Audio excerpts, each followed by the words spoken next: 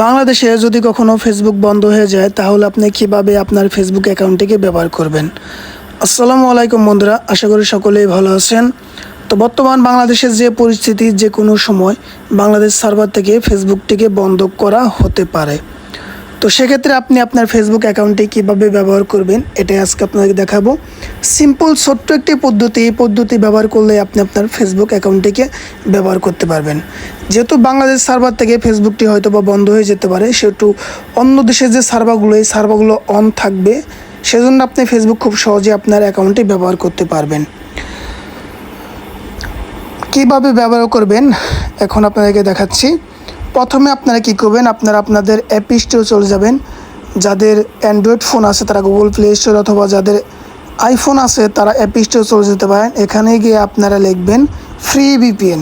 Free VPN লেখার পর আপনাদের সামনে অনেকগুলো ফ্রি ভিপিএন চলে আসবে। এখান থেকে আপনারা যে কোনো একটি ভিপিএন ডাউনলোড করবেন। আপনার যেটি ভালো লাগে, ভালো অনুযায়ী একটি ছোট ভিপিএন ডাউনলোড করবেন।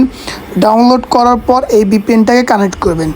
কানেক্ট করার সময় অবশ্যই আপনার কাছে সার্ভার চাইবে, তখন ওখান থেকে আপনি সিলেক্ট করে দেবেন সিঙ্গাপুর, ইন্ডিয়া অথবা আমেরিকা, যে কোনো দেশের একটা সার্ভার আপনি কানেক্ট করে আপনি ফেসবুক খুব সহজেই ব্যবহার করতে পারেন।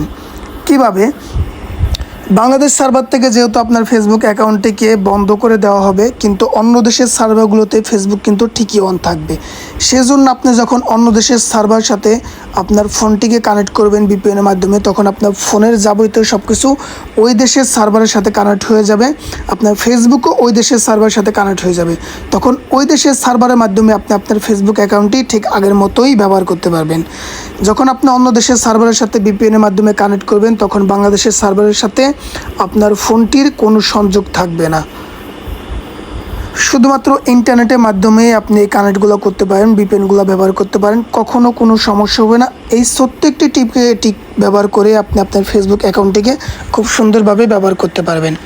আশা করি বুঝতে পেরেছেন। ভিডিওটি ভালো লাগলে অবশ্যই একটা লাইক দেবেন, আমাদের ইউটিউব চ্যানেলটিকে সাবস্ক্রাইব করে রাখবেন এবং আমাদের ফেসবুক পেজটিকে অবশ্যই ফলো দিয়ে রাখবেন। তো সবাই ভালো থাকবেন। Bye bye and take care.